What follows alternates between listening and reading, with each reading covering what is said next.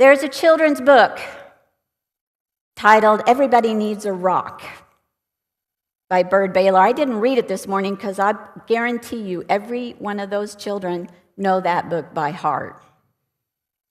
But maybe you don't. So this is your assignment this week. Go to the library and pick up Everybody Needs a Rock by Bird Baylor. Baylor wrote, "I'm sorry for kids who only have tricycles and bicycles, horses, elephants, goldfish, 3-room playhouses, fire engines, wind-up dragons, and things like that if they don't have a rock for a friend." So throughout those ensuing pages, the author suggests 10 ways to choose a rock and explains that it's a personal endeavor using these words. You have to make up your own mind. You know, you should choose a rock when everything is quiet. I don't think it's much of a jump to say that the same process might be applied to choosing a theology or a statement of faith, right? A heartfelt belief that you can hold on to when life is unstable. Some people adopt the faith of their tradition from youth, others do not. For many adults, embracing thoughts about the meaning of life, death, and how to live with authenticity in a complex world is an evolving process. Unitarian preacher, professor, and advocate for not being ambiguous regarding religious thought and action, James Luther Adams wrote a powerful essay sometime between the year 1940 and 1955. It was titled 5 Smooth Stones of Liberalism. This is from an essay on being human religiously by Beacon Press. So born in 1901, Adams grew to articulate the tenets of religious liberalism. The essay was based on a biblical story from the Old Testament. Maybe you recall the tale described in the book of Samuel about a young boy who, upon the request of his father to go check on his 2 older brothers who were away at war, that boy found himself at the front of the battle lines, facing a formidable foe, a giant, one much bigger than all the other soldiers. Choosing 5 smooth stones and placing them in his bag, the young shepherd boy named David lifted his slingshot with only one of the stones and conquered Goliath, a man of colossal size. It's a monumental story and a powerful metaphor. My father and my stepmother named my little brother, he's 8 years younger than I am, not so little anymore, in his late 50s.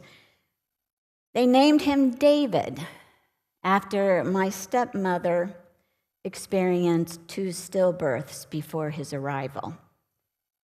My father and my stepmother explained to me, like David in the Bible, your brother fought the giant called death and won.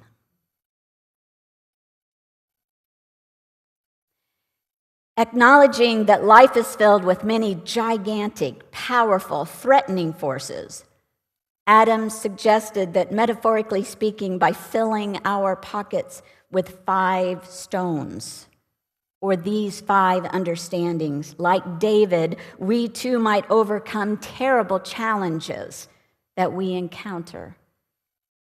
Essentially, he spelled out what it means to adhere to and grow within our liberal faith tradition. The first of Adam's 5 stones of liberalism is this one.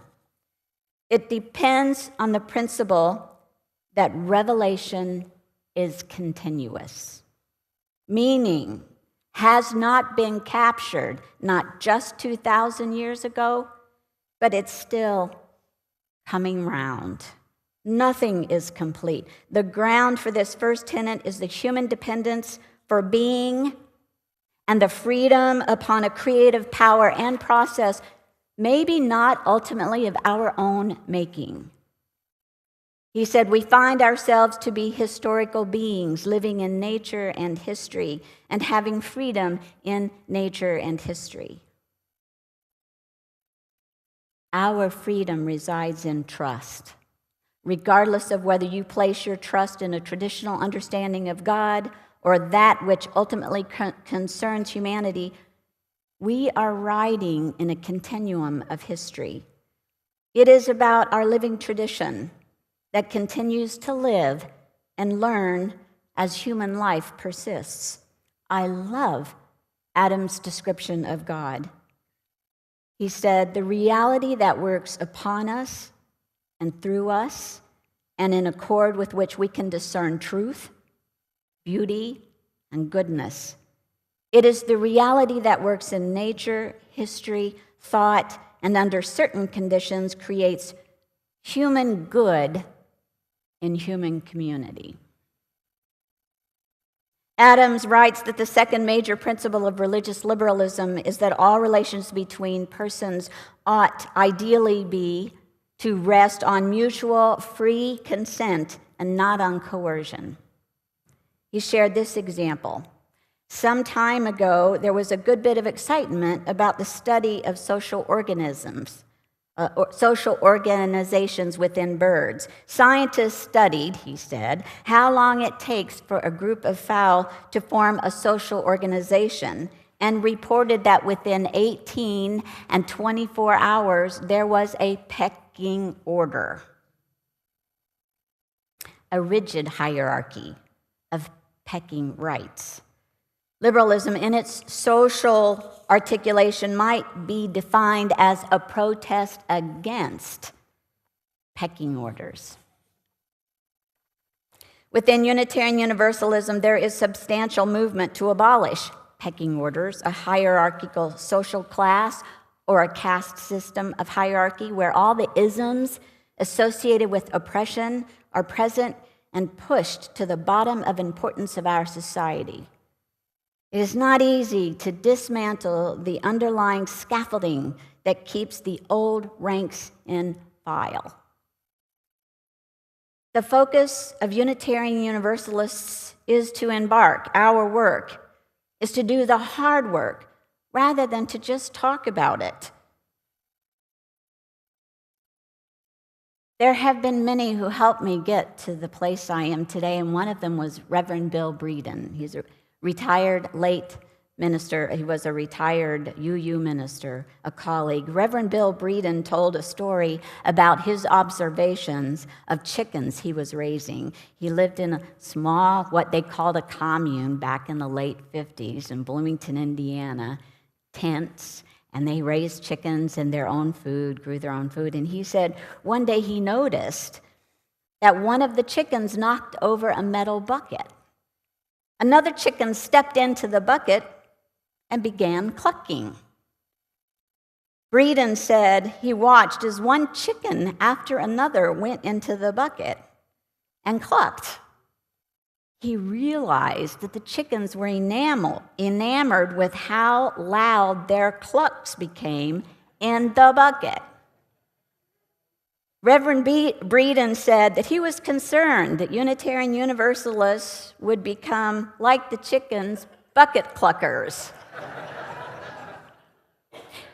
Concerned less with doing the messy work of social justice, but enamored with the sound of our own voices. Don't be bucket cluckers, he yelled at an assembly that was held in the Midwest one year. And just for the fun of it, I tried saying bucket cluckers 5 times. I warn you, don't try it in public.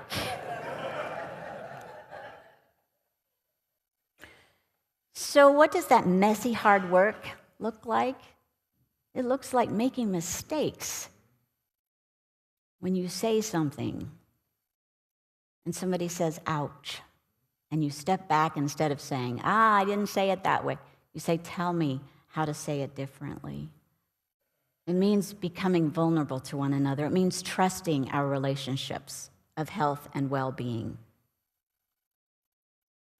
The third tenet that Adams offered is this one: religious liberalism affirms the moral obligation to direct one's effort toward the establishment of a just and loving community. He continued, a faith that is not the sister of justice is bound to bring us grief. He wrote, it thwarts creation, a divinely given possibility. It robs us of our birthright of freedom in an open universe. It robs the community of the spiritual riches latent in its members.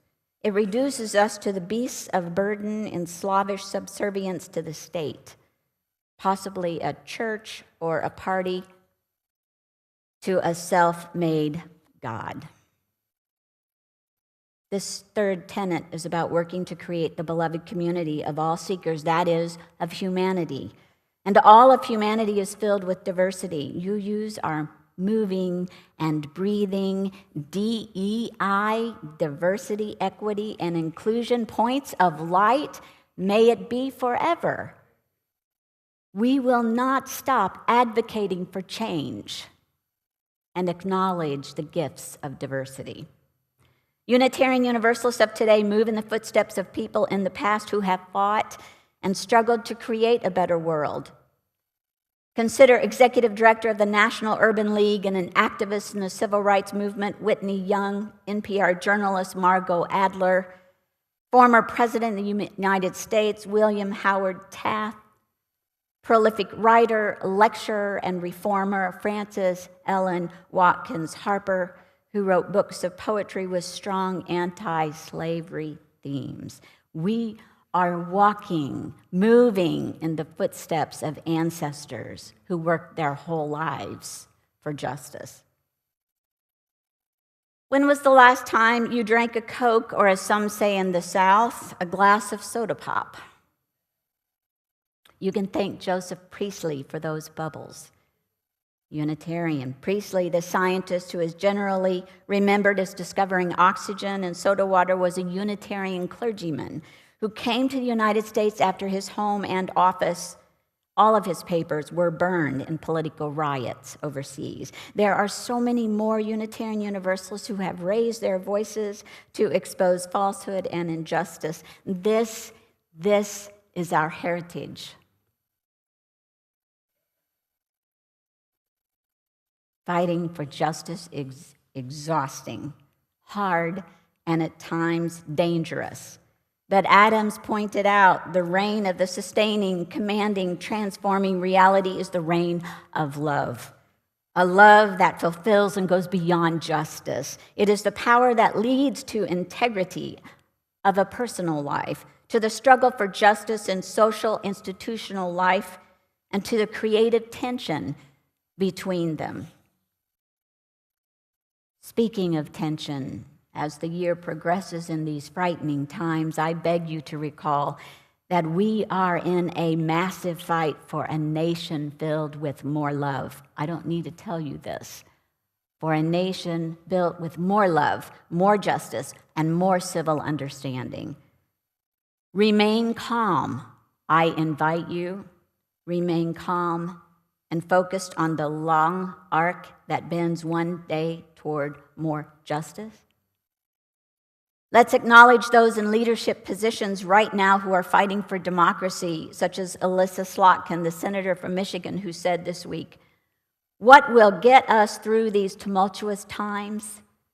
Engaged citizens and principled leaders." The first Black woman elected to Congress in 2018 in Massachusetts was Ayanna Pressley, who said, "When it comes to women of color candidates, folks don't just talk about the glass ceiling. We're talking about a cement ceiling." Do you know what breaks concrete? Seismic shifts, she said. Seismic shifts, that's what.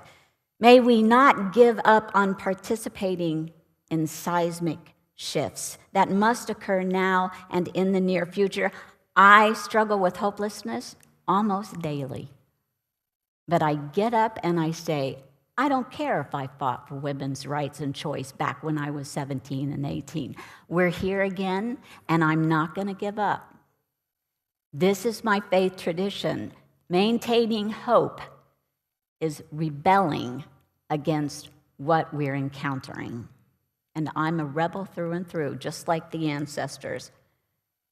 Moving on to the fourth aspect of being a religious liberal, it includes, in Adam's words, that the faith of the liberal must accept itself in societal forms, in the forms of education. Ouch, education. We need education so desperately, and yet.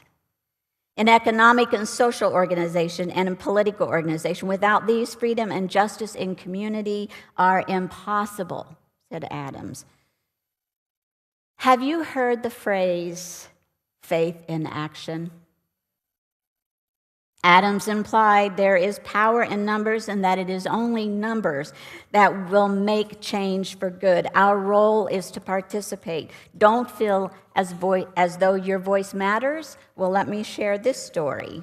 This is by Kurt Kauder from a collection of stories titled New Fable, Thus Spoke the Caribou. Tell me the weight of a snowflake, a titmouse bird once asked of the wild dove. Nothing more than nothing, said the dove. In that case, I must tell you a marvelous story, said the titmouse. I sat on the branch of a fir tree, close to its trunk, when it began to snow, not heavy, but soon, not in a raging blizzard, he said. No, just like a dream, without a sound and without any violence. Since I did not have anything better to do, I counted the snowflakes as they came down. This was not a blizzard.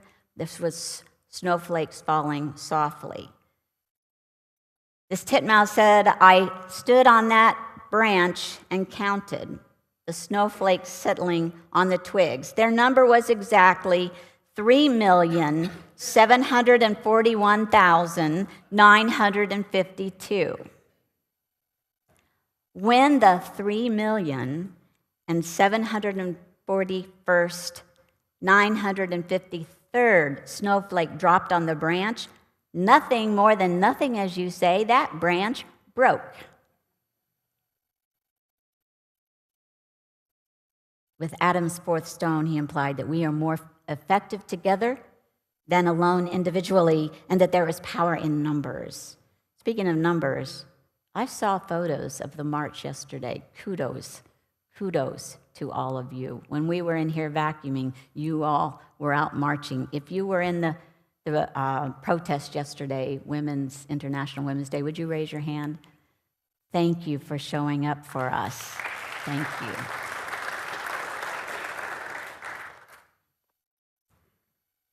Finally, the fifth stone promoted by Adams is this one. Religious liberalism holds that the resources, divine and human, that are available for the achievement of meaningful change justify an attitude of ultimate optimism. I know for the realists in here, optimism might sound fluffy, but we have to hang on to that. This last statement does not necessarily involve immediate optimism. Adams stated that we must work for it. He wrote, progress is now seen not to take place through inheritance. Ooh, I really want that one. Each generation must anew win insight into the ambiguous nature of human existence and must give new relevance to moral and spiritual values. A realistic appraisal of our behavior, personal and institutional, and a life of continuing humility and renewal are demanded, he said, for there are ever-present forces in us working for perversion and destruction. Do you hear how relevant these words are all these years later? Oh, to remain optimistic in the face of tragedies created by human hands and terrible words of hurt and harm by political leaders is a tough order, is it not? And yet to have faith that is also trust, that hope and healing also exist in human words and actions is to claim a faith espoused by our ancestors, including James Luther Adams.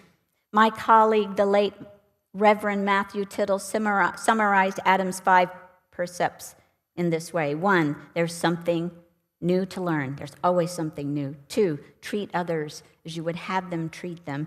3, we are obligated to make the world better than it is. 4, the work is ours to do. No one else is going to do it for us. 5, no matter how tragic life is, no matter how hopeless you feel, the gifts of grace in this world are abundant and demand that we recognize them, those gifts and the grace, and then act on them. So before wrapping up this sermon, I want to share the words of Pastor Rhonda Thomas, not a Unitarian Universalist, but the executive director of Faith in Florida. You'll hear about them in a little bit. This organization that UUC is raising money for this month. So the goals of Faith in Florida are racial, economic, and social justice, as well as protecting our democracy. Of our faith organizations, Pastor Rhonda said this: our churches, our faith communities are the places where we can be restored. May you come here and find hope, if not on a Sunday morning, or some other time during the week. May you find hope and the willingness to persevere. May it be so. May it be so.